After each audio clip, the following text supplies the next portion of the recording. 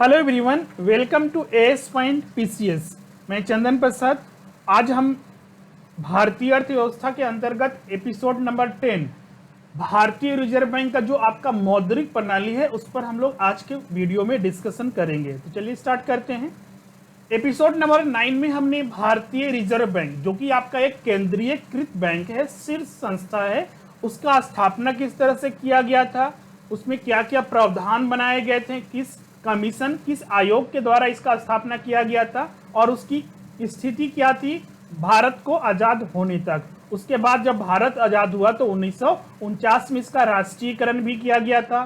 जो केंद्रीय बोर्ड है भारतीय रिजर्व बैंक में, उसमें कितने सदस्य हैं, किस तरह से कार्य करते हैं। इसके अलावा 4 जो स्थानीय बोर्ड हैं और साथ ही आपका 27 क्षेत्रीय कार्यालय और 4 उप कार्यालय है, उसके बारे में भी हमने देखा था। साथ ही आपका जो आरबीआई के प्रमुख गवर्नर रह चुके हैं, पहले, दूसरे और तीसरे, और अन्य गवर्नर, उनके बारे में हमने देखा था। इसके बाद हमने भारतीय रिजर्व बैंक का जो फंक्शंस है, कार्य हैं, जिसमें कि आपका नोट जारी करना सबसे प्रमुख कार्य है, जिसमें कि सिक्के और नोट जारी किया जाता है। 1 रुपए के नोट और जो सिक्के जारी किया जाता है वित्त मंत्रालय के द्वारा, और बाकी जितने भी करेंसी नोट हैं वो आरबीआई के द्वारा जारी किया जाता है। अब कहां पर ये नोट छपते हैं, तो नोट जो छपाई किया जाता है 4 प्रेस है उसका, देवास में, नासिक में, मैसूरू में और सल्बोनी पश्चिम बंगाल में। इसके अलावा जो सिक्के की ढलाई की जाती है, मिंटिंग किया जाता है, वो 4 जगह पर किया जाता है, मुंबई, कोलकाता, हैदराबाद और नोएडा। तो ये सारे हमने डिस्कस किया था। दूसरा जो आपका मेन फंक्शंस के अंतर्गत आता है, भारत सरकार के बैंक के तौर पर, बैंकों का बैंक, सारे बैंकों का कार्य नियंत्रण आरबीआई के पास है। क्रेडिट का नियंत्रण करना आरबीआई के द्वारा किया जाता है, जिसमें कि आपका गुणात्मक और परिणात्मक, मतलब कि जो कैश का जो फ्लो है, करेंसी का फ्लो है, इन्फ्लेशन को, मुद्रास्फीति को एडजस्ट करने के लिए क्रेडिट नियंत्रण किया जाता है। विदेशी मुद्रा भंडार का संरक्षक भी आपका आरबीआई होता है, और अन्य कार्य, रिपोर्ट जारी करना, सरकारी खरीद के लिए ऋण देना, आईएमएफ, वर्ल्ड बैंक और अन्य अंतर्राष्ट्रीय संगठन में भारत सरकार का प्रतिनिधि करना आरबीआई का ही काम होता है। तो ये सारे चीज हमने एपिसोड नंबर 9 में आपके साथ डिस्कस किया था। आज का एपिसोड में हम लोग जो डिस्कस करने वाले हैं एपिसोड में, वो सबसे इंपॉर्टेंट है आपका आरबीआई का मौद्रिक नीति। हमेशा एग्जाम में देखिएगा, पिछला बार भी जो एग्जाम हुआ था उससे भी पूछा गया था, और अन्य पीसीएस एग्जाम में भी पूछा जाता है। तो इसको अच्छे से समझिएगा, बहुत ही साधारण भाषा में हम आपके साथ डिस्कस करेंगे। सबसे पहले ये समझते हैं कि मौद्रिक नीति क्या है। तो मौद्रिक नीति एक तरह से जो मुद्रास्फीति घटे भी ना और न ही बढ़े, एक सामान्य स्तर पर बनाए रखने के लिए मौद्रिक नीति, मॉनेटरी पॉलिसीज किया जाता है। भारतीय अर्थव्यवस्था में चूंकि आप देखिएगा बहुत सारे ऐसे लोग होते हैं जिनके पास, अब हर चीज डिपेंड करेगा करेंसीज पर, आपके पास पैसा कितना है, मार्केट में पैसा कितना है, उस आधार पर भी बहुत सारी चीजें डिपेंड करती है। ऐसे मुद्रास्फीति के बहुत सारे कारण हैं, लेकिन इसमें एक प्रमुख कारण ये भी है कि लोगों के पास कितना पैसा है, और वो सारे एडजस्टमेंट जो किया जाता है, फ्लो ऑफ मनी, इसका नियंत्रण जो किया जाता है मुद्रा नीति, मौद्रिक नीति के आधार पर ही किया जाता है। भारतीय रिजर्व बैंक उस नीति को बताती है जिसके माध्यम से देश की मौद्रिक नीति को इस प्रकार नियंत्रण किया जा सके, देश में मुद्रास्फीति को बढ़ाए बिना देश के आर्थिक विकास को बढ़ावा दिया जा सके। पहले जो मौद्रिक नीति का काम करती थी आरबीआई स्वयं करती थी, लेकिन आपका 2016 में जब नई गवर्नमेंट बनी थी तो आरबीआई अधिनियम 1934 में केंद्र सरकार ने संशोधन किया, जिसमें कि धारा 45 जेड बी के अनुसार 6 सदस्यीय, इसको ध्यान से सुनिएगा, 6 सदस्यीय मौद्रिक नीति समिति, मॉनेटरी पॉलिसीज कमेटी का गठन किया गया। अब जो मौद्रिक नीति बनाई जाती है वो आरबीआई के इसी समिति के द्वारा ही बनाई जाती है। ये कोई अलग समिति नहीं है, ये आरबीआई के अंतर्गत ही आता है, और इसमें जो प्रमुख होते हैं, अध्यक्ष होता है, स्वयं आरबीआई के गवर्नर ही होते हैं, और ये 6 सदस्यीय की कमेटी होती है।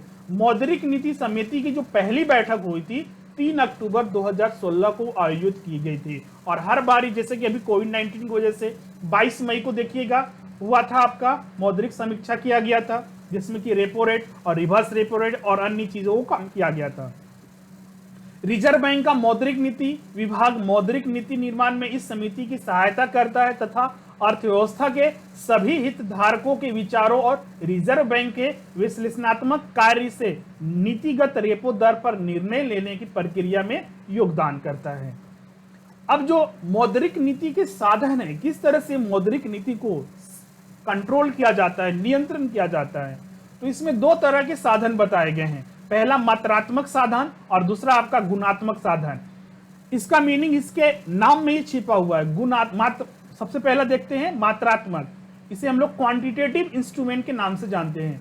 मतलब कि इसमें जो रेट होगा, जैसे कि आपका जो बैंक दर होता है, रेपो दर होता है, आगे हम लोग देखेंगे कि होता क्या है। उसमें या तो भारतीय अर्थव्यवस्था को नियंत्रण करने के लिए या तो इसे घटा दिया जाएगा या फिर इसे बढ़ा दिया जाएगा। तो इस तरह से यहाँ पर मात्रात्मक साधन का उपयोग किया जाता है, जिससे कि अगर मान लीजिए बैंक दर अगर आपका बढ़ाया गया तो बैंक भी अपना जो कॉमर्शियल बैंक है अपना इंटरेस्ट रेट वो भी बढ़ाएंगे।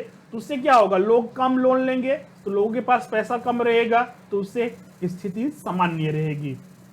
लेकिन अभी स्थिति विपरीत है, अभी इसे कम किया जा रहा है क्योंकि लोगों के पास अभी पैसा नहीं है। वो अर्थव्यवस्था, इसीलिए हमने बोला है कि उस समय की जो अर्थव्यवस्था है, चाहे वो कभी भी किसी भी फाइनेंशियल ईयर का बात करें, किसी भी वित्तीय वर्ष का, उस समय की जो वर्तमान व्यवस्था होती है, स्थिति होती है, उस आधार पर आरबीआई निर्णय लेती है। जैसे कि अभी आप देख सकते हैं कोविड-19 कोरोना वायरस संक्रमण की वजह से भारतीय अर्थव्यवस्था धराशायी हो गई है। लोगों का इनकम बंद हो चुका है, लोग जो बैठे हुए हैं उन्हीं के अनुसार उन सब काम कर रहे हैं, तो उन्हें जरूरत है कि उनको फाइनेंस वित्त उपलब्ध कराया जाए। इसीलिए देखिए कि आपका रेपो दर को कम किया जा रहा है, क्योंकि अगर रेपो दर कम होगा तो बैंक भी अपना इंटरेस्ट रेट कम करेगी और उस आधार पर बैंक से लोन आप ले सकते हैं कम इंटरेस्ट पर। एक एक करके आगे हम लोग इसमें डिस्कस करेंगे। दूसरा हम लोग देख लेते हैं आपका गुणात्मक साधन। इसका नाम से ही देखिए गुणात्मक, मतलब कि इसमें किसी तरह का कार्यवाही किया जाता है। जैसे कि आपको एक रूल बना दिया गया कि अगर 50,000 से रुपया से ज्यादा आप डिपॉजिट जमा करते हैं बैंक में तो आपको पैन कार्ड कंपलसरी होगा। तो ये गुणात्मक साधन के अंतर्गत आता है। इसमें प्रत्यक्ष और चयनात्मक तरफ से कार्रवाई की जाती है। प्रत्यक्ष कार्रवाई होती है, नैतिक दबाव भी बनाए जाते हैं, ऐसे डायरेक्टली एक्शन भी लिया जाता है। बोल दिया जाएगा कि आपको 5 लाख रुपए से ज्यादा आपको लोन नहीं देना है, या फिर आपको बोल दिया जाएगा केवाईसी नॉर्म्स वगैरह आपको मैंडेटरी है कि फॉलो करना होगा। आपको याद होगा नो योर कस्टमर्स, जब तक आप अकाउंट केवाईसी का जो रिक्वायरमेंट है अगर वो जमा नहीं करते हैं तो आप अकाउंट ओपन नहीं करवा सकते हैं। तो ये सारे गुणात्मक साधन के अंतर्गत आता है। मौद्रिक नीति उपयुक्त सभी उपकरण अर्थव्यवस्था के आवश्यकता के अनुसार उपयोग किए जाते हैं। ऐसा जरूर नहीं है कि हर इंस्ट्रूमेंट का हर जो साधन है मात्रात्मक हो चाहे गुणात्मक हो, हर बार उपयोग नहीं किया जाता है। जो अर्थव्यवस्था के अनुसार आवश्यकता के अनुसार उस पर काम किया जाता है। ये उपकरण अर्थव्यवस्था में मेन पॉइंट है आपका मुद्रा आपूर्ति के प्रवाह को, जो फ्लो ऑफ मनी है, करेंसी है, आपके पास कितना रहना चाहिए उसके स्थिति को बनाए रखने के लिए ये सारे साधन का उपयोग किया जाता है, ताकि अर्थव्यवस्था की वृद्धि को सुनिश्चित करने के लिए मुद्रास्फीति की दर को स्थिर किया जा सके, स्टेबल किया जा सके।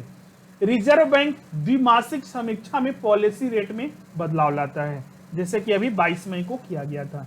किसी दर में बदलाव लाना या नहीं, इसका निर्णय कैसे किया जाता है? तो हमने बताया कि मॉनेटरी पॉलिसी समिति जो होता है कमेटी, उसमें 6 सदस्य होते हैं, उनमें वोटिंग किया जाता है कि इस बार बदलाव करना है नहीं।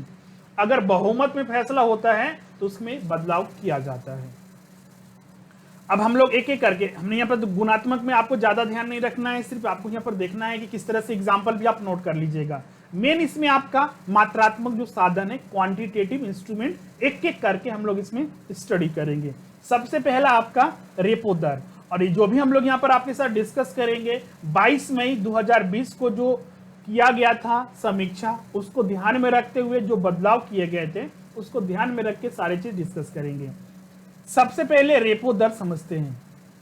पहला है आपका रेपो दर। एक्चुअली यहाँ पर बहुत सारे टर्म जो है आपका जो मात्रात्मक होते हैं, बहुत सारे मिलते जुलते टर्म होते हैं, थोड़ा बहुत उसका डिफरेंस होता है। यहां पर हम अगर पहला पॉइंट आपका रेपो रेट, रेपो दर हम डिस्कस करें, और दूसरा हम लोग डिस्कस करेंगे बेस रेट भी,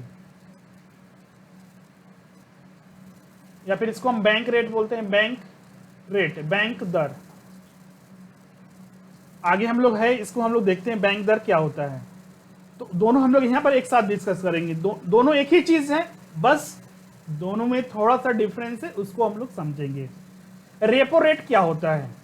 तो रेपो रेट आरबीआई बैंकों को या फिर जो अपनी कस्टमर्स होते हैं उनको ऋण देती है, लोन देती है, और ये लोन जो जिस दर पर दिया जाता है अपने ग्राहक को, ग्राहक में कोई भी हो सकता है, एक बैंक भी हो सकता है। ग्राहक को समझिएगा, लोन किसे आरबीआई के द्वारा दिया जाता है? तो अपने ग्राहक को। उसका ग्राहक कौन हो सकता है? एक बैंक हो सकता है, एक कंपनी, बड़ी कंपनी हो सकती है, एक वित्तीय संस्थान, विकास बैंक हो सकता है, और भी बहुत बड़े बड़े फाइनेंशियल इंस्टीट्यूशन या फिर स्वयं गवर्नमेंट भी हो सकती है। तो आरबीआई जिस रेट पर अपने ग्राहकों को लोन देती है उसे या तो रेपो दर बोला जाएगा या फिर उसे बैंक रेट बोला जाएगा, बैंक दर बोला जाएगा।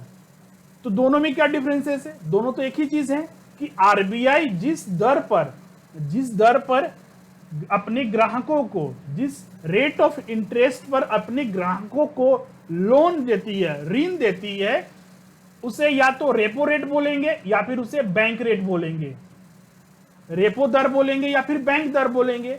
तो दोनों में डिफरेंस क्या है? तो जो रेपो दर होता है अल्पकाल समय के लिए होता है, कम अवधि के लिए, शॉर्ट टर्म के लिए ये लोन दिया जाता है। जबकि आपका अगर हम बैंक रेट का अगर बात करते हैं तो ये लंबी अवधि के लिए, मतलब कि आपका लॉन्ग टर्म के लिए ये लोन दिया जाता है। जब लॉन्ग टर्म के लिए लोन दिया जाएगा और उस पर जो इंटरेस्ट मिलेगा आरबीआई को, आरबीआई जो रिसीव करेगी उसे बैंक रेट बोलेंगे। और जब वही लोन दिया गया है कम अवधि के लिए तो उसे हम लोग उस लोन पर जो रेट ऑफ इंटरेस्ट दिया जाएगा उसे रेपो दर के नाम से जानते हैं। यहां पर आप देखिएगा डिफाइन सीधा सा किया हुआ है, वह ब्याज दर जिस पर रिजर्व बैंक एक दिन या एक रात की तत्कालिक आवश्यकता के लिए बैंकों को नकदी उपलब्ध कराता है, उस दर को हम लोग रेपो दर के नाम से जानते हैं। बैंक का डेली काम होता है, बहुत सारे उनको फाइनेंस की जरूरत पड़ती है, तो ये रकम उनको जरूरत पड़ती है, तो इसीलिए बैंक उधार कहां से लेगी? आरबीआई से। आरबीआई उन्हें उधार देती है और उस उधार पर रेट ऑफ इंटरेस्ट उनको देना पड़ेगा बैंक को, तो इसीलिए उस दर को हम लोग किस नाम से जानते हैं? रेपो दर के। और ये कम समय के लिए होता है, कम अवधि। आप यहाँ पर देख सकते हैं एक दिन या फिर एक रात के लिए दिया जाता है, तो इसे हम लोग रेपो दर के नाम से जानते हैं। और आपका बैंक रेट जो था आपका यहाँ पर देखिएगा, जिस सामान्य दर पर रिजर्व बैंक द्वारा अन्य बैंकों को लंबे समय के लिए, लॉन्ग टर्म के लिए पैसा उधार दिया जाता है, उसे बैंक दर के नाम से जानते हैं। तो ये दो क्लियर हो गया होगा। अब इसमें तीसरा जो था आपका, वो आपका रिवर्स रेपो दर है। रिवर्स ये जस्ट रेपो दर का उल्टा है। रेपो दर और बैंक रेट में क्या हो रहा है कि आरबीआई अपने ग्राहकों को, बैंकों को लोन दे रही है। इसमें आरबीआई खुद लोन ले रही है आपका अन्य बैंकों से, लोन आरबीआई ले रही है इसमें आपका बैंक से। और जिस दर पर ये बैंक लोन देते हैं, जिस रेट पर जो लोन दिया जाता है, इसी को रिवर्स रेपो दर, मतलब कि रेपो रेट का जस्ट उल्टा। आरबीआई रेपो रेट में क्या कर रहे थे? इंटरेस्ट रिसीव कर रही थी, उसे इंटरेस्ट ब्याज मिल रहा था। इसमें आरबीआई रिवर्स रेपो रेट में आरबीआई इंटरेस्ट ब्याज देती है अपने बैंकों को। यह रेपो रेट से उल्टा होता है, अर्थात जब कभी बैंकों के पास दिन भर के कामकाज के बाद बड़ी धनराशि बच जाती है तो उसे रिजर्व बैंक में जमा कर देते हैं, जिस पर उन्हें ब्याज दिया जाता है। रिजर्व बैंक इस ओवरनाइट रकम पर जिस दर से ब्याज अदा करती है उसे रिवर्स रेपो रेट के नाम से जानते हैं। आई होप आपको बहुत ही क्लियर हो गया होगा इसमें।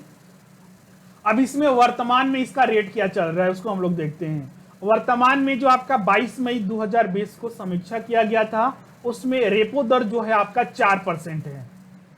इसको याद कर लीजिएगा, एग्जाम में डायरेक्ट पूछा जाता है कि वर्तमान में रेपो दर कितना है। हर बार ये चेंज होता है। जब भी आप, चूंकि करंट अफेयर्स आप पढ़ते रहते हैं, हम भी डिस्कस करते रहते हैं, तो आपको जरूरत है कि जो वर्तमान में रेपो दर चल रही है उसको आप याद करके जाइए। एग्जाम में अगर कंफ्यूजन हो तो आरबीआई की वेबसाइट पर जाइएगा, वहां पर मॉनेटरी पॉलिसीज के अंतर्गत सारे रेट दिए रहते हैं, वहां पर आप देख लीजिएगा। रिवर्स रेपो रेट का जो वर्तमान दर है आपका 3.35% है। बैंक दर का जो वर्तमान रेट है आपका 4.25% है। अब यहां पर देखिएगा 22 मई को जो आर्थिक समीक्षा, जो मॉनेटरी पॉलिसीज का समीक्षा की गई थी, उसमें क्या किया गया था, रेपो रेट और रिवर्स रेपो रेट को कम कर दिया गया। कम क्यों किया गया इसको समझिएगा। एग्जाम में पूछा जाता है कि बताइए इनमें से कौन सा कारण है जिसकी वजह से बैंक रेट या फिर जो रेपो रेट है, रिवर्स रेपो रेट है, उसको कम किया जाता है। मुद्रास्फीति में कमी लाने के लिए मौद्रिक नीति में सबसे महत्वपूर्ण है रेपो रेट, क्योंकि ये डे टू डे एक्टिविटी का काम होता है। यदि रिजर्व बैंक चाहता है कि बाजार में पैसे की आपूर्ति और तरलता को बढ़ाए, अभी जैसे कि कोविड-19 की वजह से लोगों के पास पैसा कम है, तो हर कोई चाहेगा कि हमारे पास पैसा आए, तो बैंक से लोन लेना होगा या फिर बैंक का सहायता लेना होगा।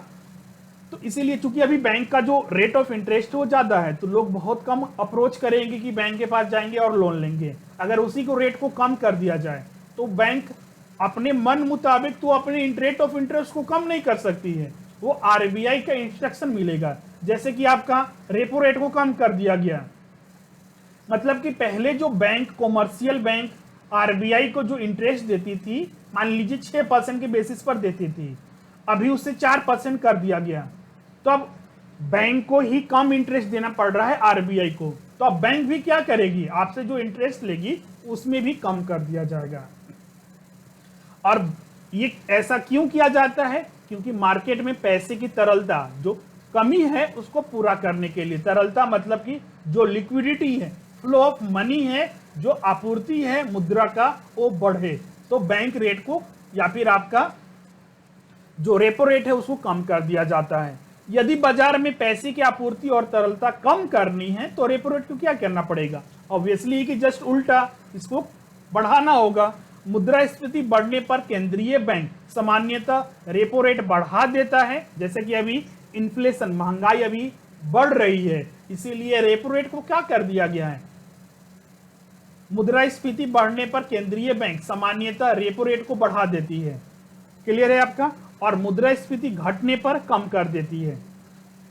अभी इसमें देखिएगा, अभी जो आपका रेपो रेट को क्या किया गया है, कम किया गया है, तो चूंकि मुद्रास्फीति इसमें देखिएगा आपका क्या हो रहा है, इन्फ्लेशन, जो महंगाई है आपका वो बढ़ रहा है, लोगों के पास पैसे भी कम है, इसीलिए इसका रीजन है कि उसको आपका क्या किया गया है, आपका रेपो रेट को कम किया गया है। पहले ये आपका जो इस समीक्षा से पहले 4.4% था, अभी इसका 4% कर दिया गया है।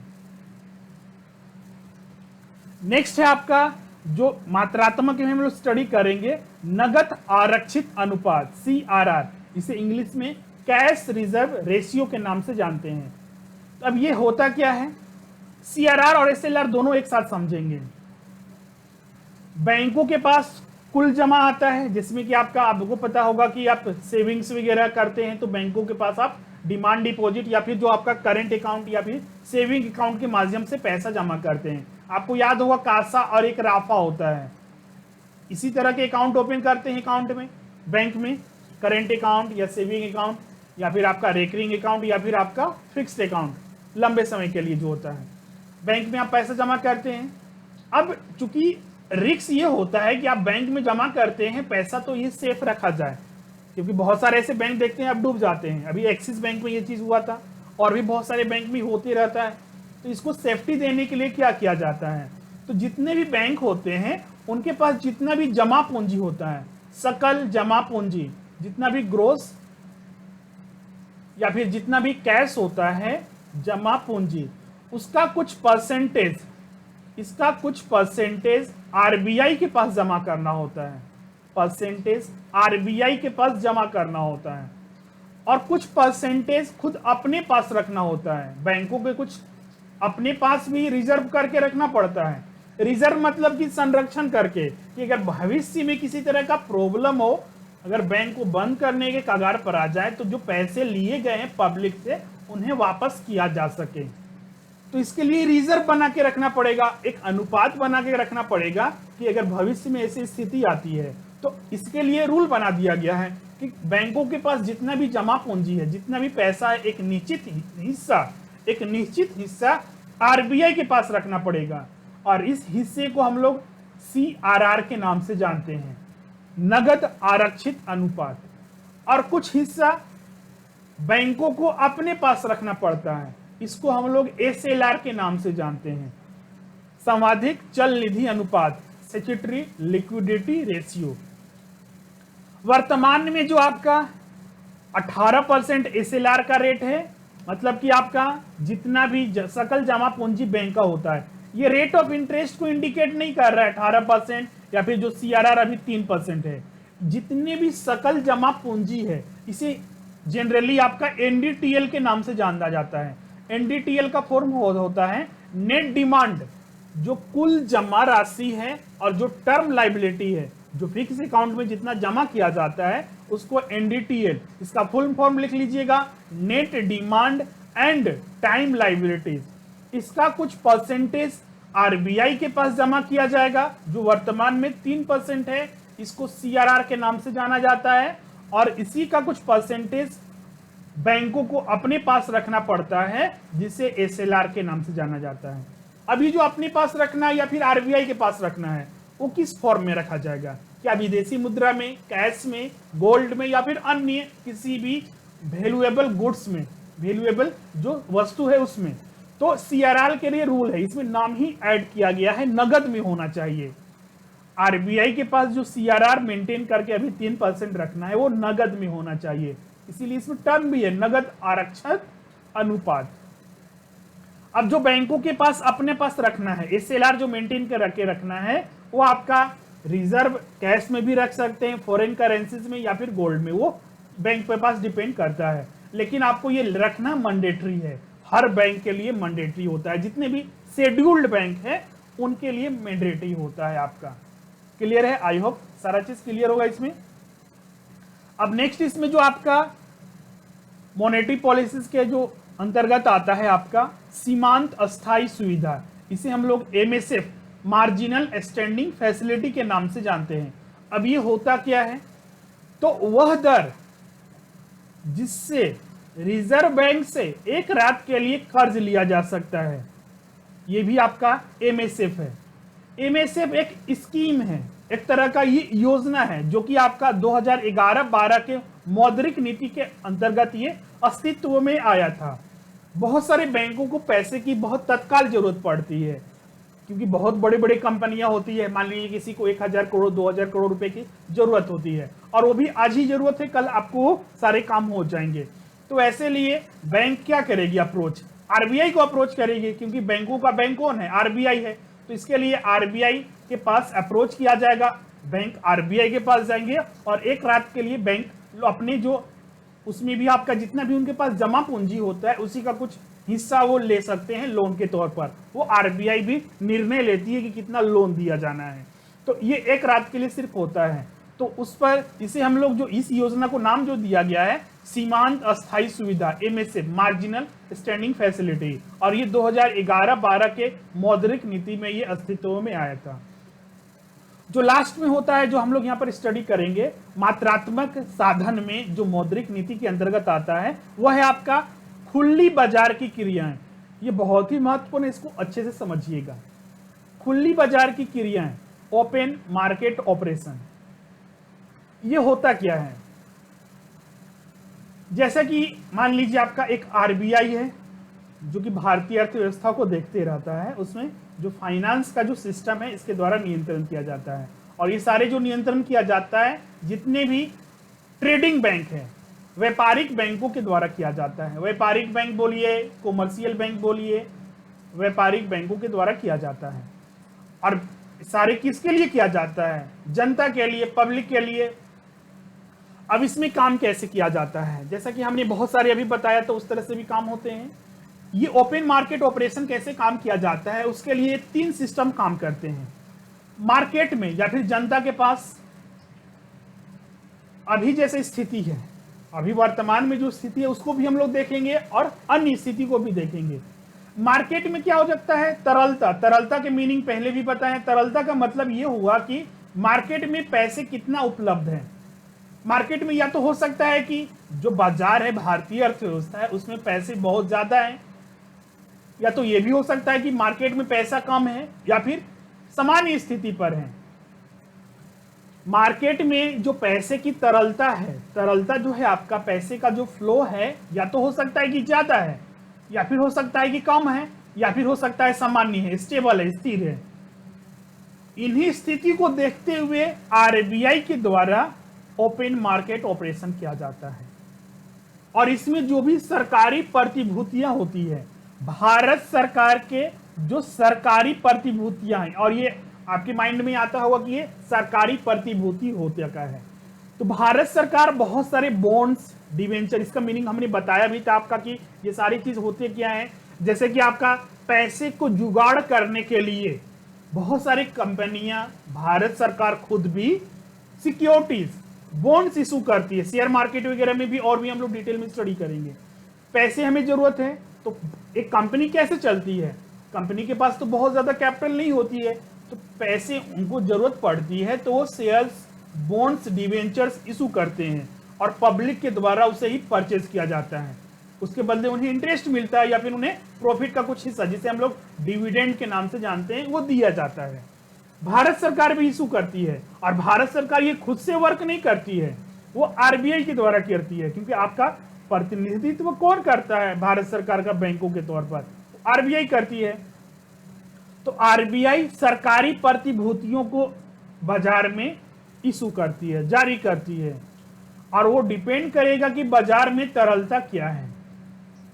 बाजार में, जब बाजार में तरलता बढ़ती है या फिर घटती है, बाजार में तरलता या तो पैसे की ज्यादा होगा या फिर कम होगा, तब RBI, reserve bank of India द्वारा विभिन्न प्रकार की भारत सरकार के प्रतिभूतियां, बॉन्ड्स, राजकोष, चालान, जिसमें कि ट्रेजरी बिल, सारे गवर्नमेंट सिक्योरिटीज ही होना चाहिए, भारत सरकार का प्रतिभूति ही होना चाहिए, खुली बाजार में चलाया जाता है, ताकि बढ़ी हुई तरलता या फिर कम हो चुकी तरलता को स्थिर बनाया जा सके।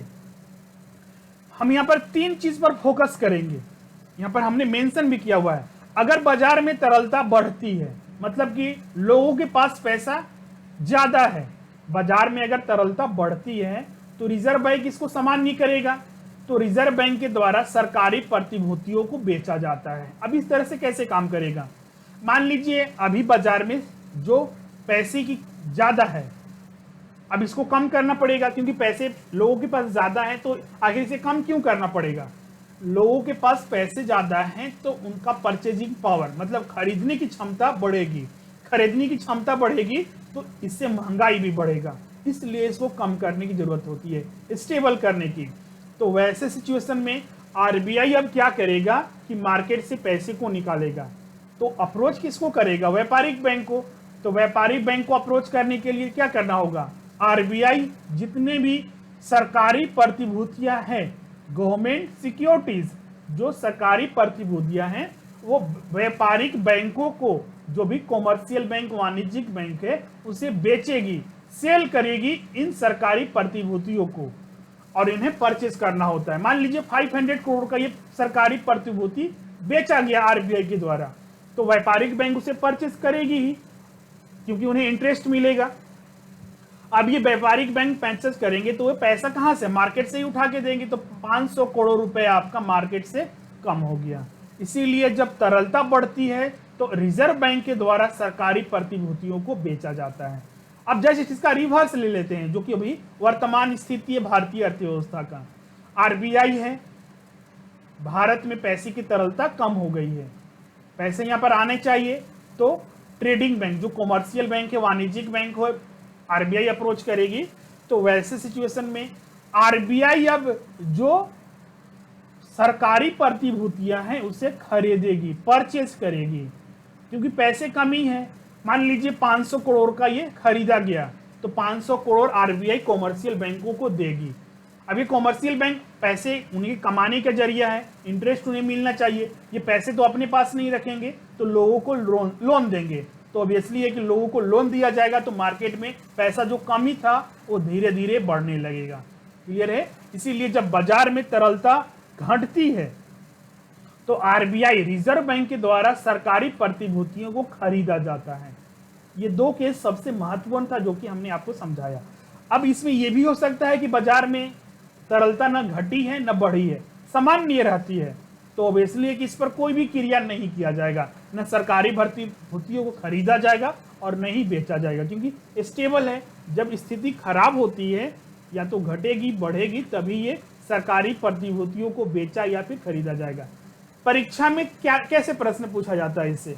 तो परीक्षा में इससे डायरेक्ट पूछा जाएगा कि अगर बाजार में पैसे की तरलता बढ़ती है तो आरबीआई सरकारी प्रतिभूति को क्या करेगी? सेल करेगी, बेचेगी, खरीदेगी, कुछ भी नहीं किया जाएगा, या फिर नन ऑफ द एबव। तो आपको ध्यान रखना है कि तरलता बढ़ती है तो आपका बेचा जाएगा, तरलता घटती है तो आरबीआई के द्वारा सरकारी प्रतिभूतियों को खरीदा जाएगा। और ये किस तरह से काम होता है आप यहाँ पर देख भी रहे हैं। तरलता सामान्य है तो आरबीआई इसमें कोई भी क्रिया नहीं करती है। मौद्रिक नीति से बहुत सारे प्रश्न पूछे जा सकते हैं, हमने बीच बीच में बताया भी था। रेपो दर के बारे में डायरेक्ट पूछा जा सकता है कि ये होता क्या है, क्योंकि एक लाइन में इसे डिफाइन भी कर सकते हैं। वर्तमान में रेपो रेट कितना है, रिवर्स रेपो रेट कितना है, ये रेट आपको याद होनी चाहिए। बैंक दर क्या है, अगर रेपो रेट में कमी की गई है तो इसमें क्यों किया गया था, तो क्या चाहती है आरबीआई, पैसों को बढ़ाना या फिर घटाना।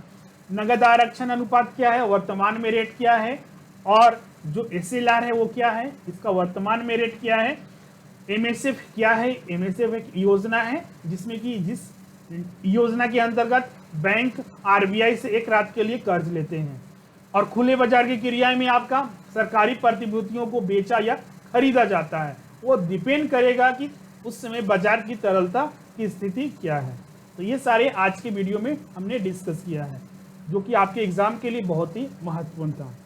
क्लियर है इसमें? आई होप कि इसका क्लियर हो गया होगा। मिलते हैं अब आपका नेक्स्ट वीडियो में और भी चीजें आपको लेकर।